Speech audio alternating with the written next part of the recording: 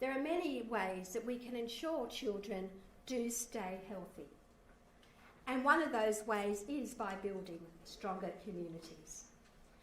And that, coincidentally or not, I don't think so, it's coincidental, is the theme of the book that we are delighted to be launching in conjunction with our Delissa Oration tonight. Building Stronger Communities with and for Children and Families is a significant publication.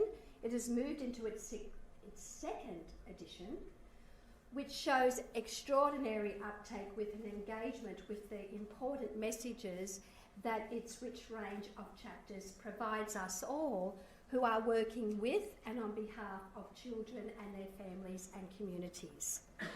To launch the book, we have a short video followed by 2 brief talks by 2 speakers who have agreed kindly to talk to the book, and I will be introducing them formally a little bit later on.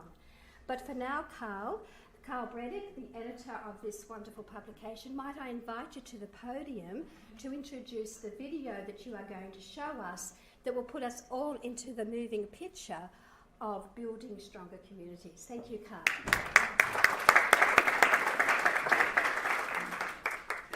Thank you, Pauline. When we started Communities for Children about 15 years ago, and since that time, for the last 15 years, it's always been extraordinarily difficult to communicate and explain what Communities for Children is all about. I guess if there's somebody in here who really understands what it's all about, you can put your hand up and I'll defer to you. So we spoke to a couple of communication experts a little while ago. Andy's sitting back there. And talked to them about how we can actually communicate some of the key concepts behind it, and some of the key concepts behind the work that we've been involved in the past 15 years in trying to redesign a system that actually supports children and families and leads to better outcomes for children and families who are at risk of vulnerability. So this is what this short documentary is all about. It will save the speakers having the challenge of trying to explain what Communities for Children is, which is the documentary, and then we'll have our speakers to talk to the contents of the book.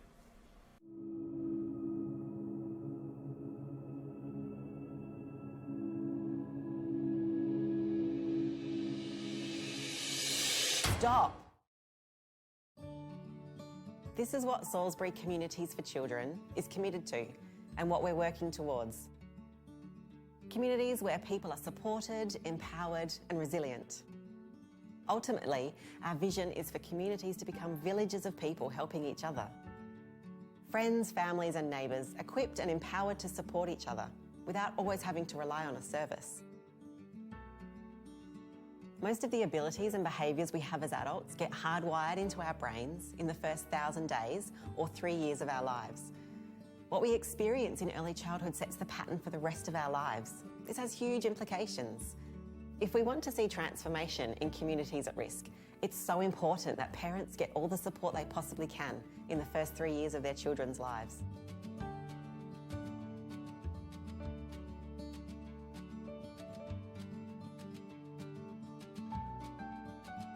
While we want our communities to be like this, the reality is that we're not there yet.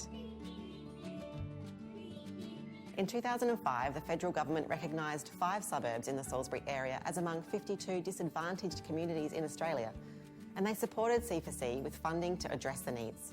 We're now working across 13 suburbs in the area. We as parents, in particular we as dads. The values and principles we hold guide and shape every decision we make and inform every aspect of what we do. The way that works is like this.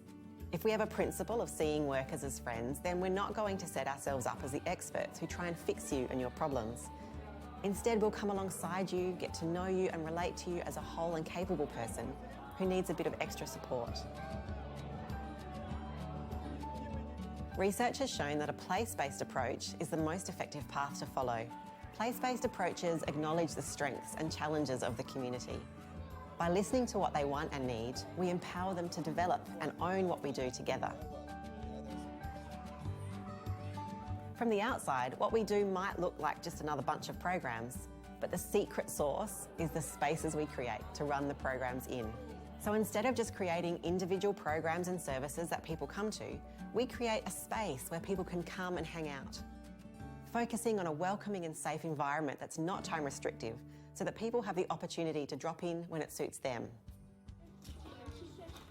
So I've grown up with family, but everyone's passed away, and I grew up with a sense of community and family, which my children now don't have.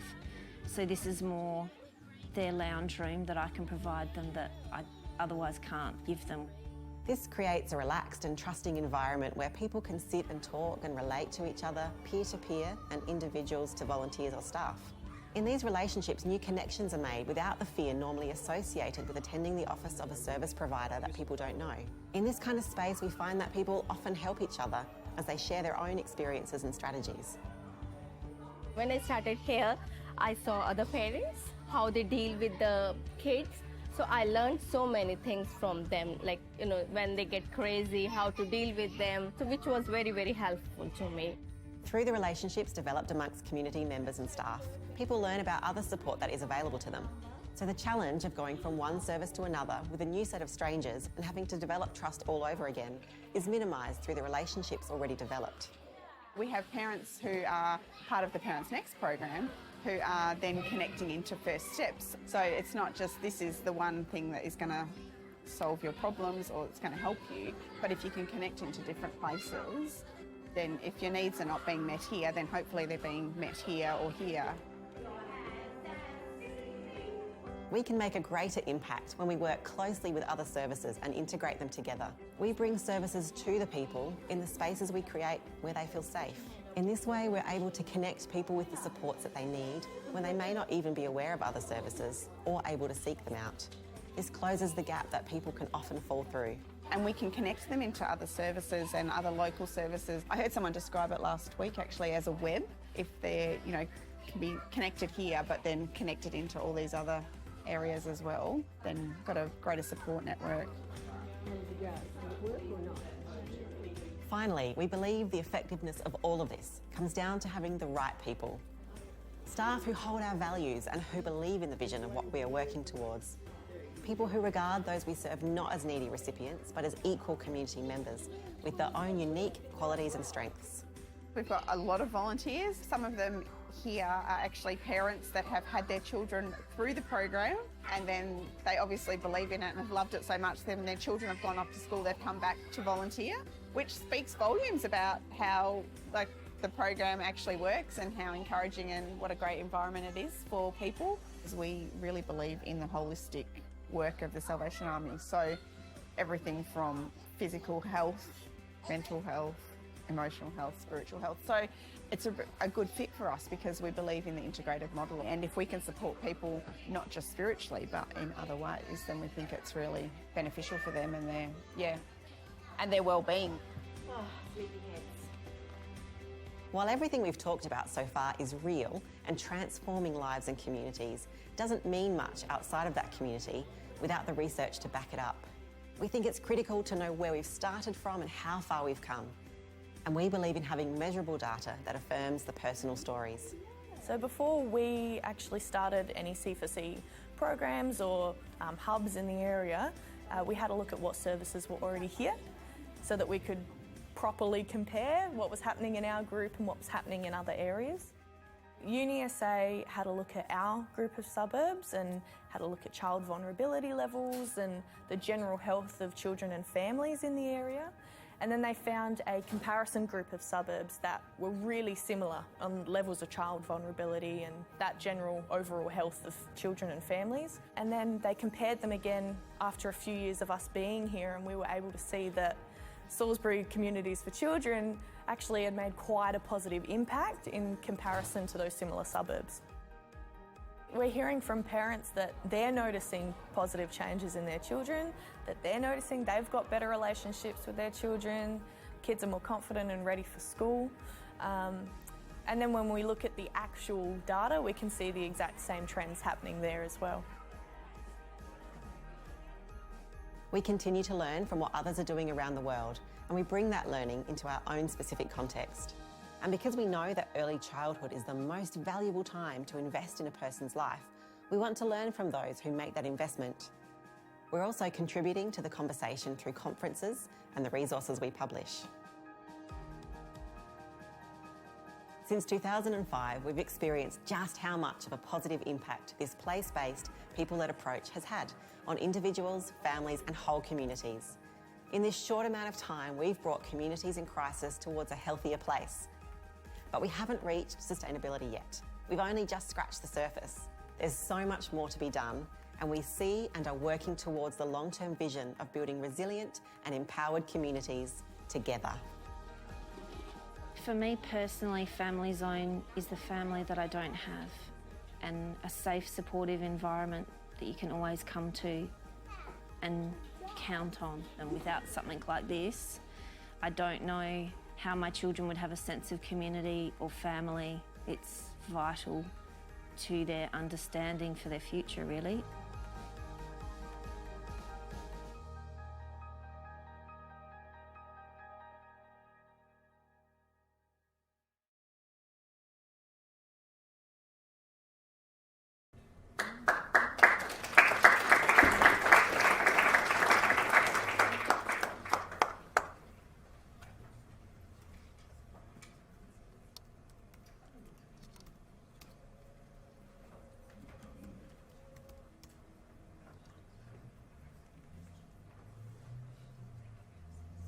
Congratulations, Carl and the authors that have contributed to building stronger communities for outstanding work, beautifully encapsulated in the video we've just seen. It just leaves me wanting to know more and to read more about that and to engage in conversation and dialogue with you about this work. I would now like to invite Joan Gilbert to this podium to talk to building stronger communities. Joan Gilbert is an early childhood educator who over a number of years has worked over a wide range of early childhood settings. Consistent across her work is her strong belief that each child should be viewed within the context of their family and community. And she has the firm belief that children flourish when there is cohesion between their home and community settings and their early childhood education and care settings. Currently, Joan is Director of Education and Care at Cafe Enfield Children's Centre. Lucky you. I know it's hard work too, but you are doing tremendous work there, so thank you for that. And Joan also holds the position of President of the South Australian branch of Early Childhood Australia. Would you please make her feel welcome? Thank you.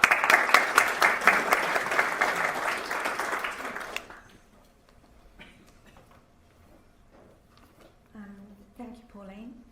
I'd like to take this opportunity to acknowledge that we are on the meeting on the land of the Kaurna people and acknowledge past and present leaders of the Kaurna people, and to recognise that they have been educators for thousands of years on this land, and as an educator I continue that education alongside of my Kaurna colleagues. This book, Building Stronger Communities for Children and Families, provides service providers and practitioners with information to become stronger advocates and to become more political. What I'd like to say is that it's a great honour to be here tonight, to be involved in this event, to launch the book, Carl. I have great respect for your work and of your colleagues.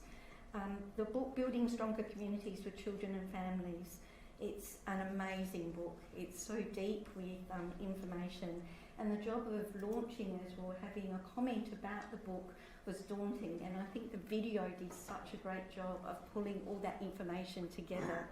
So thank you for that coming first, that's great. I've just got to say that reading a book made my heart sing. The book both challenges and inspires thinking around the possibilities for the child, family and communities. I believe parents strive to provide the best for their child. However, there are times when this is tough and it's a struggle for all parents.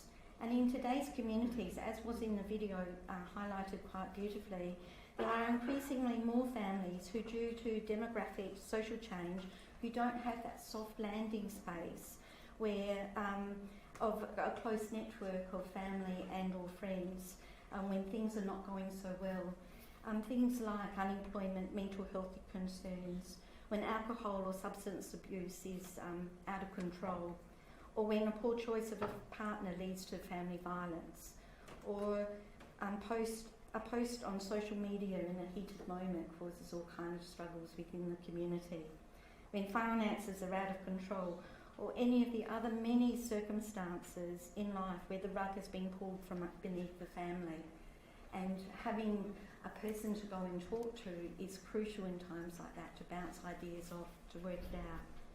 Children, along with their families, are in the middle of these struggles, and the neuroscience development research emphasises that the early daily environment shapes the child's biological pathways, and that this sets life trajectories for physical, mental health, learning and behaviour. Fortunately, there has been an increase on raising support for families with young children that focuses on wellbeing programs, and it's seen as being important to assist children's ability to cope with social, emotional and behaviour demands. And parents too, as again on the video talking about growing and having a chat about that. This is what's happening with my child. What do you think about that? What are some of the possibilities, as well as having those professionals around as well? So there are many topics that are being raised in the book, and they present current research and share examples of practice written by a team of researchers. There are questions about the provision of services, the how, and Carl reports that there's been much debate about recording the efficacy of targeted or universal programs. Both are important in providing support and bringing about change. It is widely recognised that universal programs provide spaces for families without the stigmatisation that results from purely targeted programs. The gateway is open for all, whereas targeted programs may carry a view of distrust based on previous experience. Universal programs provide community meeting places to strengthen the social network of children and families, and provide learning and skill development opportunities, information and encouragement, a place where neighbourhood connections and friendships can be formed. Further to this conversation is how we reach out to all families, getting the word out there about services and programs. In this changing world, it's thought is needed to how we do this. As practitioners working with families, we need to be open to try different options. I don't need to tell you that technology, social media is significant media in our world today. And Chapter 2 discusses how it plays a major role in distributing information, both formally and informally.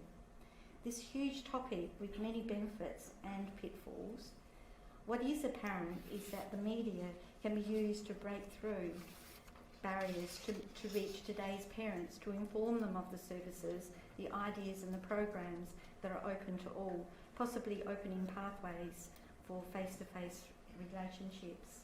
When programs are running really well, like the programs that were demonstrated in the video, word of mouth is often a great draw. People talk to their friends to draw in others into the program, and that isn't always done face-to-face, it's often done using social media as well. For strong communities, we all need to be advocates for children and their families. It's not up to just one service to be able to provide that. We need to be all having that conversation.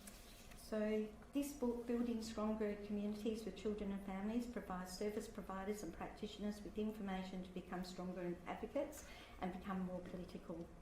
We all need to speak up to share the work that is needed to educate our communities. And by this I mean educate by collaborating, listening and speaking, to exchange ideas respectfully and ensuring that learning is reciprocal to develop ownership, identity and definition for the future. We can build stronger communities together by developing local partnerships for local solutions and recognising the diversity across communities. Makiwali describes this as co-producing services with children and families and communities rather than doing it for them. This book is not only has the rhetoric, but it also has many fine examples of how we can achieve that. And thank you for sharing that with us. Well done, and I wish you every success with this publication and your future work. Thank you.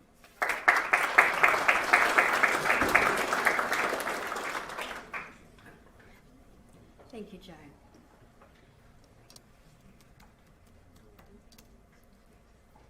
Thank you very much, Joan, for your insights into building stronger communities.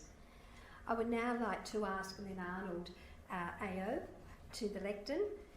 Lynn Arnold is known to many of us. He is an assistant priest at St Peter's Anglican Cathedral and a reader public theology at St Barnabas Theological College. Lynn chairs the board of the Don Dunstan Foundation and is on the Public Affairs Commission of the Anglican Church of Australia. As if that's not enough, there's more. Lynn is a Reconciliation Ambassador for Reconciliation South Australia. He is a Goodwill Ambassador for Sustainable Development Goals for the United Nations Association. He is Justice Advocate for Second Chances, really important, as well as being a patron for a number of organisations. Previously, Lynn had senior leadership roles in World Vision and Anglicare South Australia. And prior to this involvement in community service organisations, Lynn served in the South Australian Parliament for 15 years, which included over 11 years as a member of Cabinet, including a 15-month stint as Premier, well done, and ministerial appointments in the Education and Children's Services portfolios. Before that, in the 1970s, Lynn served as an advisory teacher for 2 years on the Health Education Project team. And just on a personal note, I'm told that Lynn is married to Elaine. They have 5 children, and at most recent count, 5 grandchildren. Would you please welcome Lynn to the stage?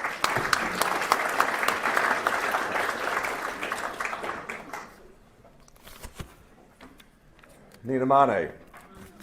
Nadlu Tampendi, Gana Mayuna, Yeta Matanya, Wamatara Nyako, Gana Mayunako Yutako, Taikoringa Tawila, Panako Tapa Puruna, Bulcha Yalcha Kuma, Nadlu, Panadlu Wadlu, Turlatina, Mankoriadlu.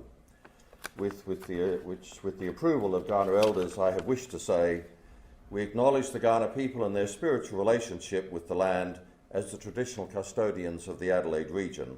We acknowledge their living culture, heritage and beliefs. Well, Pauline, thank you for your warm introduction, and thank you too to Carl for initially inviting me to be part of this launch tonight. May I say, I'm not very appreciative, I'm appreciative in a qualified sense. And may I not keep you troubled too much longer what I mean by that. My qualification about my appreciation is, where were you when I didn't know I needed you and this book? And I say that because as somebody who, Salisbury's got a big mention here, it's an area dear to my heart. I lived and worked there for nearly a quarter of a century. All my children, all our children were born while we lived in Salisbury, and many of my relatives still live in that area. So it's an area dear to my heart. I went on to represent it in Parliament, and you mentioned my time in Cabinet and as Premier, and was very concerned to do things that were there for the social betterment of community. One of the things of which I was proud when I was Premier was the launch with my colleague Susan Lenihan of the document Meeting the Social Challenge, which was about trying to address the issues that were facing our community in South Australia at that time. I then went on to work for World Vision and Anglicare, as has been mentioned. But one of the things I found when I read a book like this, and you have first of all the first edition done in 2015, and this is the text of the one that is due to come from the printers fairly soon, is the fact that there's so much in there that, boy, I wish I'd known that then. I wish as I was going through looking at programs and in community that I'd understood the importance of some of these issues that are there. The way, in fact, in which collaboration is so important, the way, in fact, in which empowerment is so critically important, the way, in fact, that moving away from silos is so important. By the way, may I just say, I thought that video was fabulous. It encapsulated so much of the very principles that should be involved in community development, community empowerment work, and which, may I say, if you haven't read the first book, is certainly in that, and certainly in the second book that is being launched here tonight. What I noticed in that video, apart from it being so to the point on important issues about how one should engage with community in terms of change and empowerment in community, it said a couple of phrases that really should set people thinking. You know, when so many people say, oh, we get all these things right, there's services there to help people, to be there for them. But there were a couple of phrases. Without the fear of the community office. That's an odd phrase, isn't it? And then office to office, meeting a new set of strangers. And in those two phrases was so much that was being addressed by everything else in that video. Again, there's a slight qualification to my appreciation of that video. There was one reference which I know what was meant. It talked about a web, and a web in the sense of networking. I get that. My problem is without the fear of the community office, office to office, a new set of strangers, that seems sometimes like a spider's web. Come and get caught in my spider's web. And I know that wasn't what was meant. What was, of course, meant by the web in the sense that's used in the video was that tapestry of community. That tapestry that brings together, and again a phrase from the video, unique qualities and strengths. And that is not just unique qualities and strengths of those doing the service. It is the unique qualities and strength of the community with whom we have, from time to time in our lives, been invited to have the privilege to work. And so that is the richness of the video, it's the richness of this book, that it explores that, and it does so in very evidence-based ways. I've been very impressed that this is not just making simple statements of rhetoric that sound warm and good, but to actually test them. You saw the graphic there between the two comparison areas. That really shows you just how much that worked. But it goes into much more depth in a much wider set of examples in this book, and that's so important. Now, this book is not. It has a lot of the content of the first one, but it also has a couple of additional chapters, and also some of the chapters have been revised, in some cases, quite significantly. But I was struck as I looked through this book at a couple of things. First of all, let me just see if I can find the right spot. Some of the way in which each of the chapters comes with a paragraph describing what's in it. They're teasers, if you like. You know, they really bring you in to read the chapter. But I was struck here, the one chapter that's a new chapter in this book, Tribes to Togethering. Think about that. A transpirational approach to thinking about place-based leadership. And this is what it says at the end of the paragraph describing that. This, in turn, shapes their own leadership, this is the community, as they move towards a relational process of co-creating a movement of collective leadership that facilitates collective impact. I just thought that said so much about the whole book. Now, I was rather pleased that one piece has not been changed from the previous book, because it mentions something that Anglicare was involved with when I was in Anglicare, or just after I left Anglicare, and it's the Playford Communities for Children Plus. And I can remember, I left Anglicare in 2012, but just before I did so, we had started to be involved in Communities for Children Plus, which was sort of Mark II in some ways of Communities for Children, but had some other differences too. And that was, we were involved in programs in the southern suburbs and also out in the Playford area. And when that was brought to my attention, I thought, yes, the sort of thing I had encountered overseas when I worked with World Vision, where they are involved, as other international agencies are, in working with communities, not for them, in being co-working, co-governing, co-leading with these communities. I saw in CFC, in Communities for Children, and particularly Communities for Children Plus, and I thought, this is wonderful. Why wasn't that there when I was in government? Why wasn't that there when I was living in the area that I lived and worked in for 25 years? Okay, but now it is, and that's wonderful. But the reference that struck me that appears in both editions, it makes reference to the Playford CFC, which we'd started to be involved in when I was at Anglicare before I left.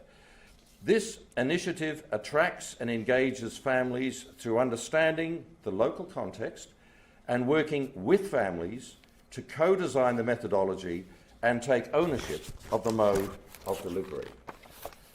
That's the spirit of all the work that is represented within this book.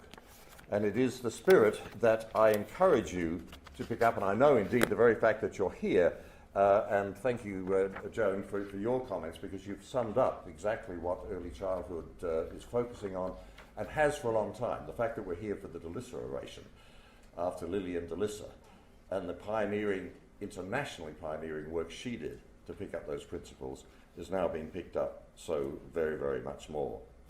So thank you, Carl, for inviting me. Thank you all. I'm so looking forward to hearing you, Judy, in a moment.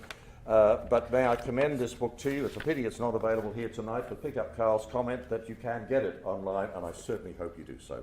It's a pleasure to be invited to be part of the launch of it. Thank you.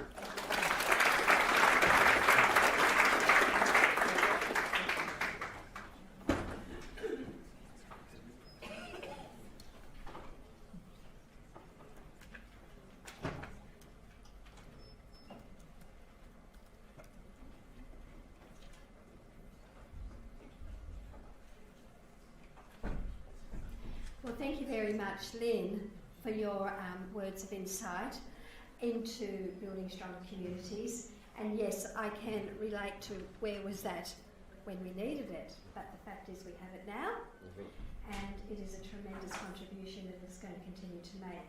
So thank you to Carl and to all the authors who have been involved in contributing to this significant edited collection, including early childhood colleagues here in the School of Education, and as I understand it, that includes Victoria Whitington and Elspeth McInnes and Leslie Ann I and Alexandra Diamond. I hope I haven't missed any of our colleagues out there, but that is a tremendous achievement to be part of such a significant publication.